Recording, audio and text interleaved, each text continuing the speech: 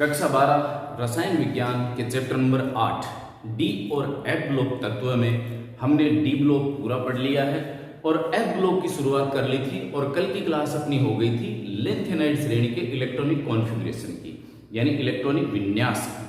आज की क्लास में बहुत महत्वपूर्ण रहने वाली है और यहाँ से कंपटीशन में भी बार बार प्रश्न पूछा जाता है, सीधा सिंपल वे में प्रश्न पूछते हैं। तो आज हम पढ़ने वाले हैं लेंथेनाइड श्रेणी के जो तत्व हैं उनके द्वारा दर्शाई जाने वाली ऑक्सीकरण अवस्थाएं, साथ ही साथ उन तत्वों की रासायनिक अभिक्रियाओं की चर्चा आज की क्लास में रहेगी अपनी। तो लीजिए शुरू करते हैं अपन। मैं हूं घनश्याम सैनी और आप मुझे देख रहे हैं यूट्यूब चैनल केमिस्ट्री धाम पर। ऑक्सीडेशन स्टेट, ऑक्सीडेशन स्टेट या ऑक्सीकरण अवस्थाएं,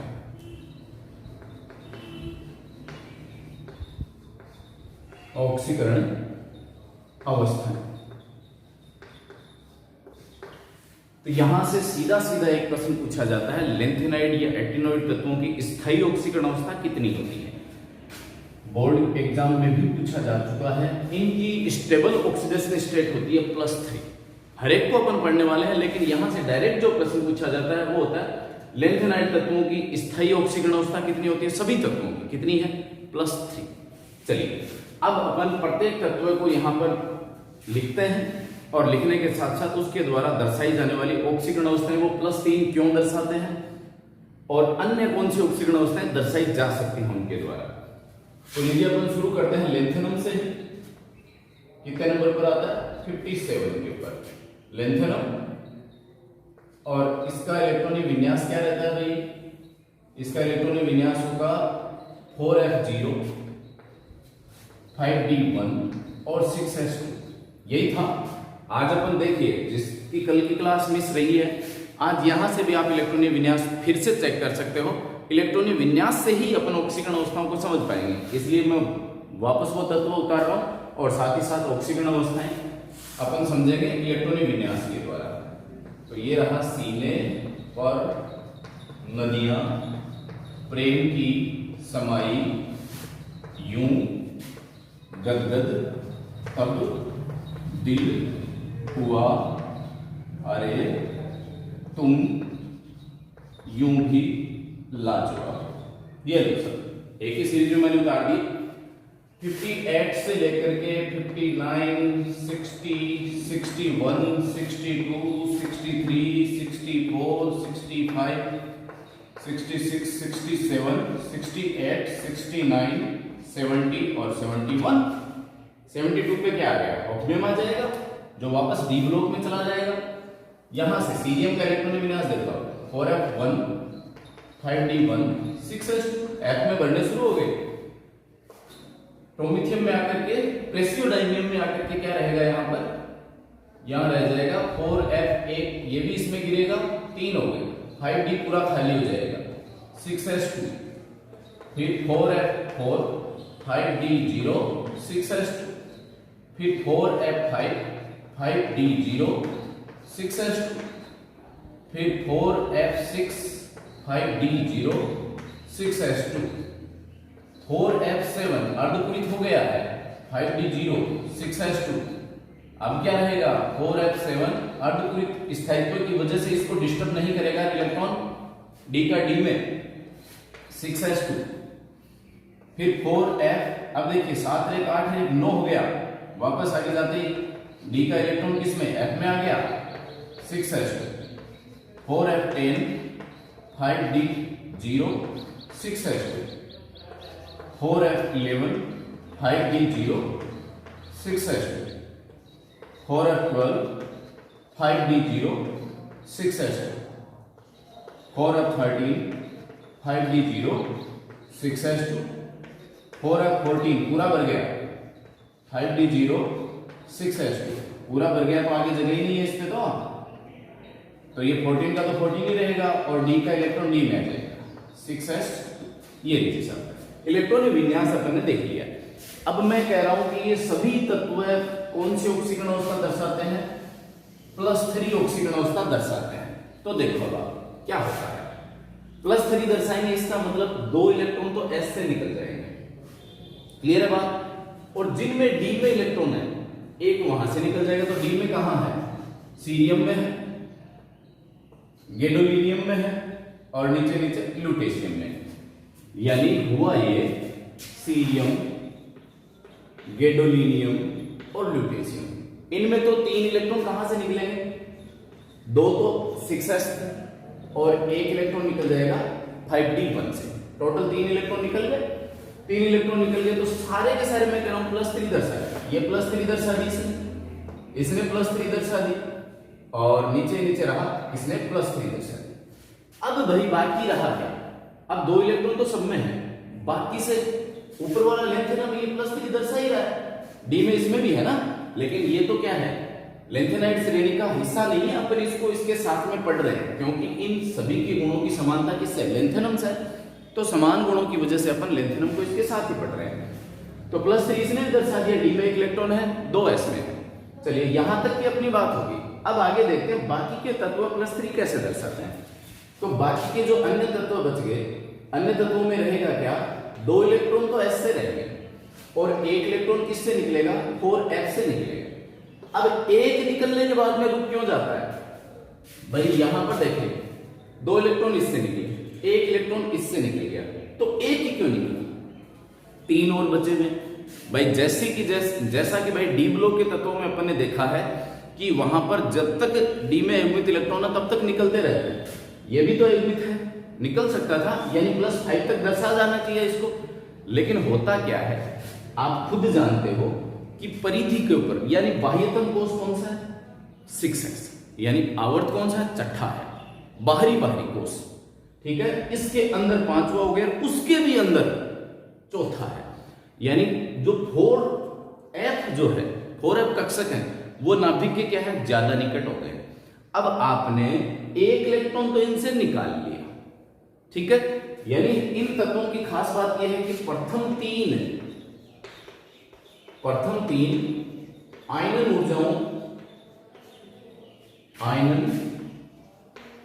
ऊर्जाओं के योग का मान कम होता है, प्रथम 3 का, चौथी का कम क्यों नहीं हुआ, इसी को रीजन बता रहा हूं आपको। देखिए जैसे ही 2 इलेक्ट्रॉन इससे इजीली निकल जाएंगे, 1 इलेक्ट्रॉन आपने f से निकाल लिया, अब आपने क्या किया है, नाभिक के पास में जाकर के उससे इलेक्ट्रॉन निकाला, निकालने के पश्चात अब क्या रहा, नाभिक की आवेश बहुत ज्यादा बढ़ जाता है।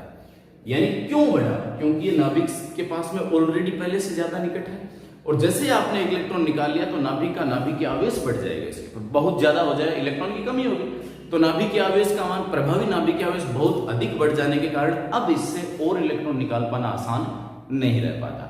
कुछ तत्व हैं जिनसे अपन और चौथा इलेक्ट्रॉन भी निकाल सकते हैं, चौथे इलेक्ट्रॉन के बाद में निकाल पाना संभव नहीं है।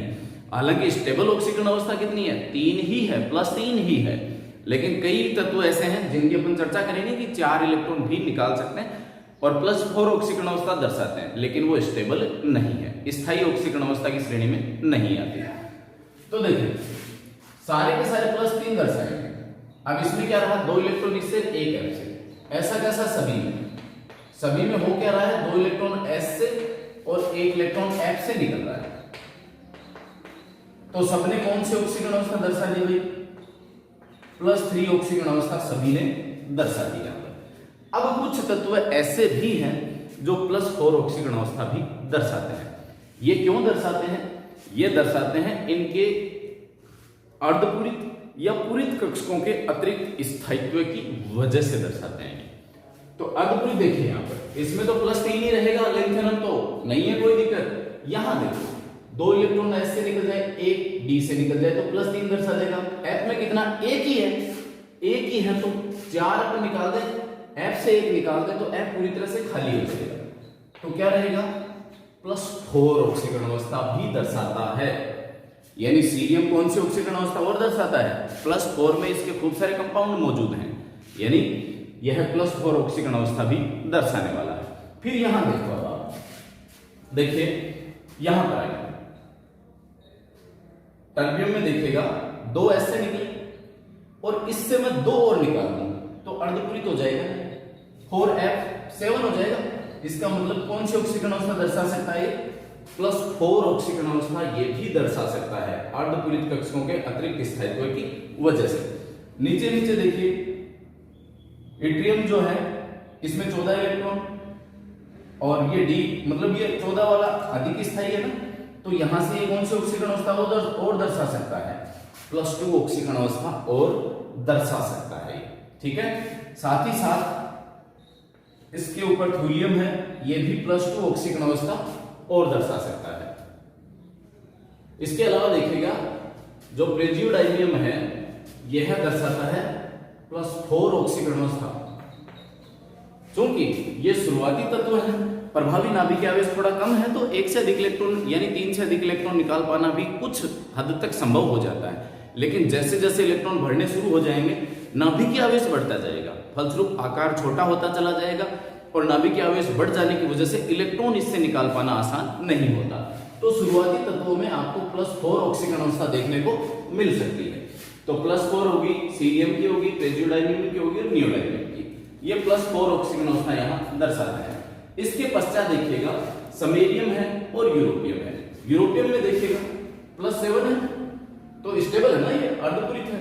ये +2 है, तो यहां से कौन सी ऑक्सीकरण अवस्था दर्शाई जा सकती है, +2 दर्शाई जा सकती है यूरोपियम में। ठीक है, ऐसा कैसा +2 दर्शा सकता है समेरियम, जो यूरोपियम के काफी हद तक निकट आ गया है। और उसके पश्चात अपन देखें टर्बियम की होगी और डिस्प्रोसियम है, इसको अपन लेते हैं, ये भी +4 ऑक्सीकरण अवस्था दर्शा सकता है। तो ये रही अपनी वो ऑक्सीकरण अवस्थाएं जो इनके द्वारा दर्शाई जा सकती हैं। हालांकि मैंने आपको एक से अधिक प्रकार की ऑक्सीकरण अवस्थाएं बताई कि कुछ तत्व हैं जो दर्शा सकते हैं। कौन सी, +4, कुछ हैं +2, +4, +2, ये कुछ तत्व दर्शा सकते हैं। लेकिन स्टेबल ऑक्सीकरण अवस्था इन सभी की क्या रहनी है, +3 ही रहनी है। क्लियर है बात। अब देखिए +3, यहां से इसे विशेष ध्यान से पढ़ लें क्योंकि आगे बहुत महत्वपूर्ण टॉपिक आएगा, वो होगा लेंथेनाइड संकुचन। उस समय अपन +3 ऑक्सीकरण अवस्था को लेंगे काम में और F कक्षक में उपस्थित इलेक्ट्रॉनों की संख्या अपन चेक करेंगे। तो ये तो रही अपनी ऑक्सीकरण अवस्थाओं की बात। अब लीजिए, अब इसके कुछ महत्वपूर्ण बिंदु जो जिनकी चर्चा अपन ने यहाँ कर ली है, मैं उन्हें यहाँ नोट कर देता हूँ ताकि आप आराम से इन्हें उतार पाओ।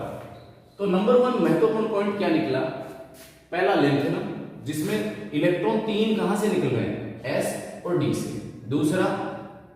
दूसरा सीरियम, तीसरा गैडोलिनियम और चौथा ल्यूटेशियम। इनमें 3 इलेक्ट्रॉन कहां से निकलते हैं, 2 S से, 6S से और 1 D से। यानी लेंथेनम, सीरियम, गैडोलिनियम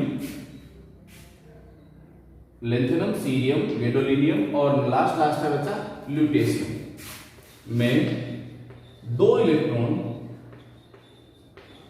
6S तथा एक इलेक्ट्रॉन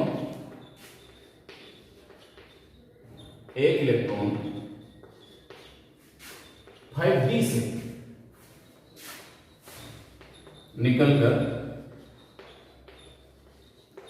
+3 ऑक्सीकरण अवस्था दर्शाता है। ये हो गया पहला पॉइंट। दूसरा पॉइंट, बाकी के अन्य जितने भी तत्व हैं उनमें 2 इलेक्ट्रॉन S से निकले हैं और 1 इलेक्ट्रॉन किससे निकल रहा है, F से। बाकी अन्य सभी तत्वों में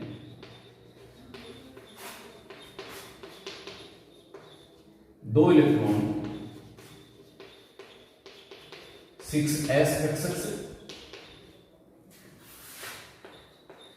तथा 1 इलेक्ट्रॉन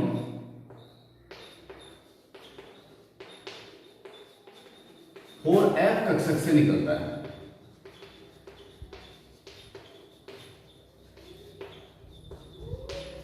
ये भी +3 दर्शा देंगे। चलिए नेक्स्ट देखिएगा। अब F से 1 इलेक्ट्रॉन के बाद में अगला इलेक्ट्रॉन क्यों नहीं निकल पाता, इसकी वजह बताने जा रहा हूं मैं कि भाई F कक्षक क्या है, नाभिक के अधिक निकट है। वैसे वस्तुतः क्या होता है, इनकी प्रथम 3 जो आयनन विभव हैं उनका योग बहुत कम होता है। कम होने की वजह से 3 तक तो इलेक्ट्रॉन निकाले जा सकते हैं, लेकिन जैसे ही अपन F से चौथा इलेक्ट्रॉन निकालने यानी F से अगला इलेक्ट्रॉन, इसका मतलब F से अपन 1 इलेक्ट्रॉन निकाल लिया, एक और इलेक्ट्रॉन निकालना चाहेंगे तो वह संभव नहीं रह पाता, क्योंकि नाभिक का आकर्षण बल उस पर बहुत ज्यादा बढ़ जाता है।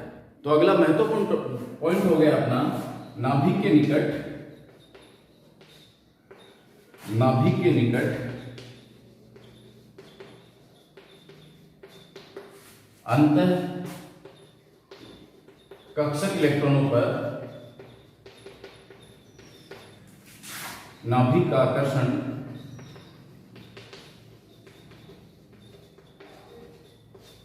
बहुत अधिक होने के कारण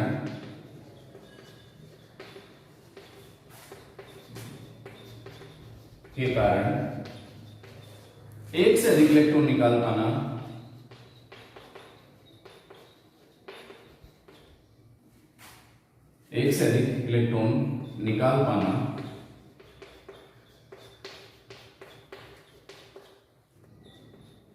बहुत कठिन होता है। ये लीजिए।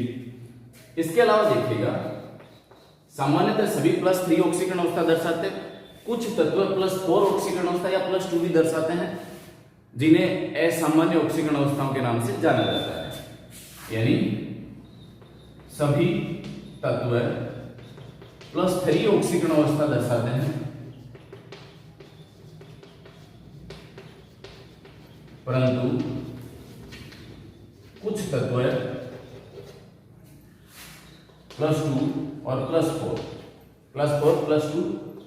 ऑक्सीकरण अवस्था भी दर्शाते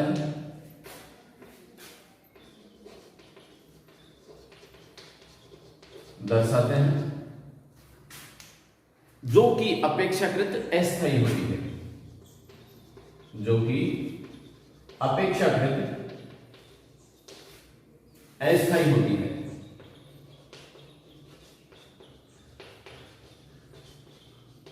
और असामान्य ऑक्सीकरण अवस्था के नाम से जानी जाती है। असामान्य ऑक्सीकरण अवस्था के नाम से जानी जाती है। ये पांचवा पॉइंट क्या हो गया?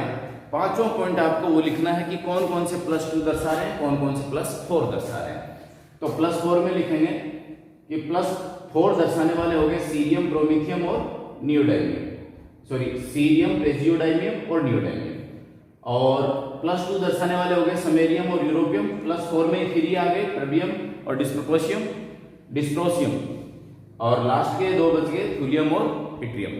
ये 2 क्या दर्शा रहे हैं? +2 दर्शा रहे हैं। तो इनको भी आप 5वें पॉइंट के रूप में नोट डाउन कर सकते हैं। लीजिए, ये तो रही अपनी चर्चा अपनी लेंथेनाइड तत्वों द्वारा दर्शाई जाने वाली ऑक्सीकरण अवस्था की। अब अपन इसी ऑक्सीकरण अवस्था के आधार पर एक ही चीज ध्यान रखें, ऑक्सीकरण अवस्था कितनी है? +3। तो +3 ऑक्सीकरण अवस्था के आधार पर इसके द्वारा दी जाने वाली विभिन्न रासायनिक अभिक्रियाओं की चर्चा करेंगे। ये +3 क्यों दर्शाता है? तो इसको मैंने आपको बता दिया कि लेंथेनाइड तत्वों में प्रथम 3 जो आयनन ऊर्जाएं हैं उनका योग बहुत कम होता है, फलस्वरूप ये +3 ऑक्सीकरण अवस्था दर्शाता है। अब देखते हैं अपन लेंथेनाइड तत्वों की रासायनिक अभिक्रियाशीलता। रासायनिक अभिक्रियाशीलता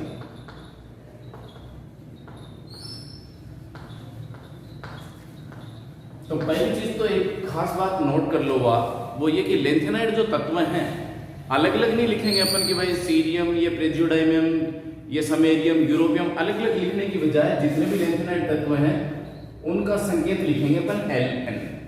ठीक है, Ln का मतलब ही क्या हो गया? समस्त लेंथेनाइड तत्व आ गया, किसी भी तत्व से अभिक्रिया अपन करवा सकते हैं यहाँ पर। तो जितने भी लेंथेनाइड तत्व हैं उनका संकेत हो गया, कॉमन संकेत हो गया लेंथेनाइड तत्वों का Ln। क्लियर बात? अब देखो, लेंथेनाइड तत्वों में प्रथम 3 जो आयनन विभव हैं, 3 आयनन विभवों के मानों का योग बहुत कम होता है। फलस्वरूप क्या होते हैं? ये 3 इलेक्ट्रॉन त्याग देते हैं, +3 ऑक्सीकरण अवस्था दर्शाते हैं, और ये पदार्थ जो हैं ये यौगिक जो बनाएंगे किसी से अभिक्रिया करके वो आयनिक प्रकृति के होते हैं। तो मैं यहां लिख रहा हूं इस बात को, महत्वपूर्ण बात है लेंथेनाइड तत्वों की प्रथम 3 आयनन ऊर्जाओं के मानों का योग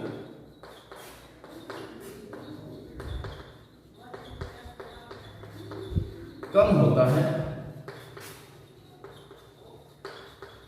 आता है ये +3 ऑक्सीकरण अवस्था दर्शाते हैं।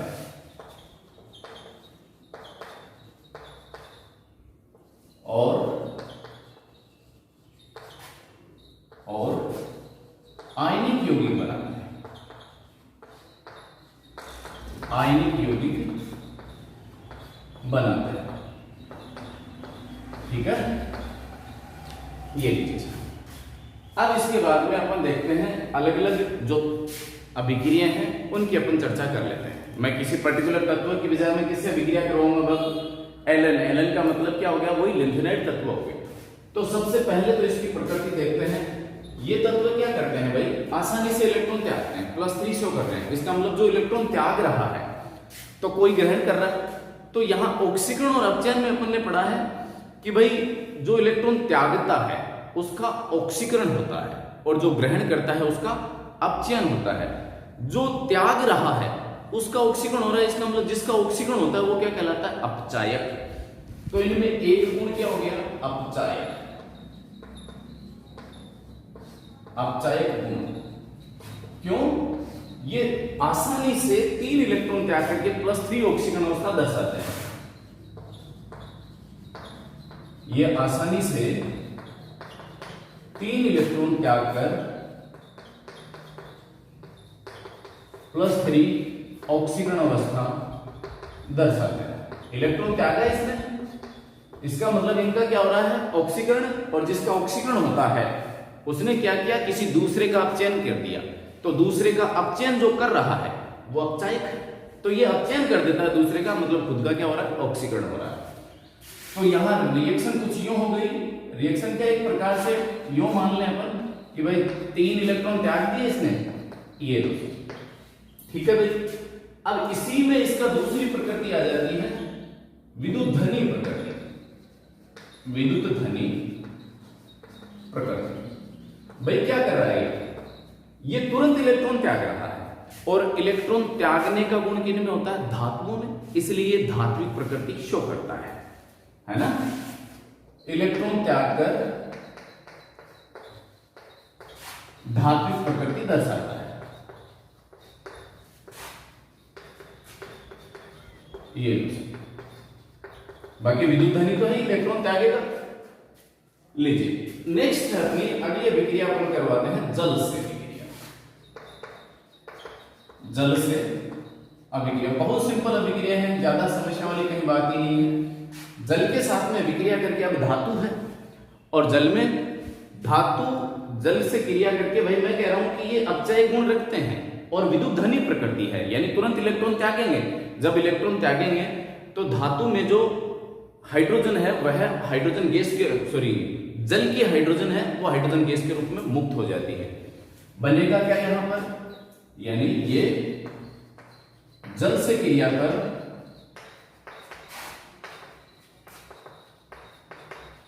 H2 गैस देता है। ठीक है, अभिक्रिया करवा दो भाई। Ln है वही HOH, 3 इलेक्ट्रॉन त्यागेगा तो 3 OH नेगेटिव ग्रहण कर क्या बनेगा भाई? LnOH का होल ट्राइस। ये बन गया लेंथेनम के हाइड्रोक्साइड प्लस हाइड्रोजन गैस यहां से मुक्त हो चली है। सही है भाई बात? कहीं कोई दिक्कत नहीं है। चलो अब इसको आगे बढ़ाते हैं अपन। अब इसकी अपन बात करें यहां पर, ये 2 हो गया, ये 2, 3 दूनी 6, 3, 3 दूनी 6, 3 दूनी 6, 12, 6। ये अब देखिएगा सीरियम से ल्यूटेशियम तक क्षारकता घटती है। क्षारकता घट। ये रही अपनी जल के साथ में अभिक्रिया। अगली अभिक्रिया अपनी हाइड्रोजन के साथ, तो वही अभिक्रिया सिंपल हाइड्रोजन के साथ,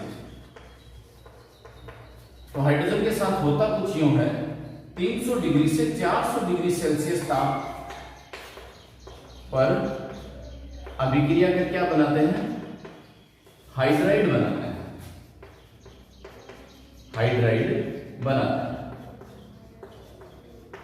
धातु के साथ हाइड्रोजन क्रिया कर रही है, हाइड्राइड बनाएगी, तो ये लेंथेनाइड के तत्व हो गए। हाइड्रोजन 300 से 400 डिग्री सेल्सियस ताप पर क्या बनाएंगे। अब आपको पता है कि लेंथेनम पर क्या है, यहां पर Ln जो लेंथेनाइड तत्व है उन पर +3 ऑक्सीजन अवस्था है, और इस पर अब ये माइनस की तरह रहेगा ना, हाइड्राइड बना रहा है, तो LnH3 हाइड्राइड बन गया, इस पर +3 थी तो 3 जुड़ गए ना, सीधी सीधी सी चर्चा रही। कुछ तत्व +2 भी बनाते हैं, जो +2 शो करते हैं वो लेंथेनम हाइड्राइड LnH2 के रूप में, यानी ये ट्राईहाइड्राइड हो गया, ये डाईहाइड्राइड हो गया। तो इस प्रकार से ये रहती है अपनी अभिक्रिया हाइड्रोजन के साथ, अभिक्रिया अपनी हेलोजन के साथ, हेलोजन के साथ बहुत सिंपल सी, लेंथेनम है, सॉरी लेंथेनाइड तत्व है, हेलोजन से क्रिया करेंगे और ट्राई हेलाइड बनाते हैं। अक्सरी भाई एक जो हेलोजन है उस पर कौन सा -1 चार्ज होता है ना भाई, FCl Bri कौन सा चार्ज करते हैं, -1 बेसिकली। तो ये ट्राई हेलाइड का निर्माण हेलोजन के साथ में होता है। आगे देख लेते हैं अपन ऑक्सीजन के साथ में अभिक्रिया। तो अगली अभिक्रिया है ऑक्सीजन के साथ। देखिए वायुमंडलीय ऑक्सीजन से क्रिया करके ये ऑक्साइड्स बनाते हैं, यानी होगा कुछ यूं, ये लेंथेनाइड तत्व हो गए, ऑक्सीजन से क्रिया करके ऑक्साइड्स बना लिए सब, Ln2O3 ये रहा। अब इसके अलावा कुछ अधातुएं हैं जिनके साथ भी ये क्रिया कर पाते हैं। अधातुएं यथा कार्बन है, नाइट्रोजन है, सल्फर है, से अभिक्रिया करते हैं। अभिक्रिया कर क्या बनाते हैं, ये द्विअंगी यौगिक बनाते हैं, द्विअंगी यौगिक बनाते हैं।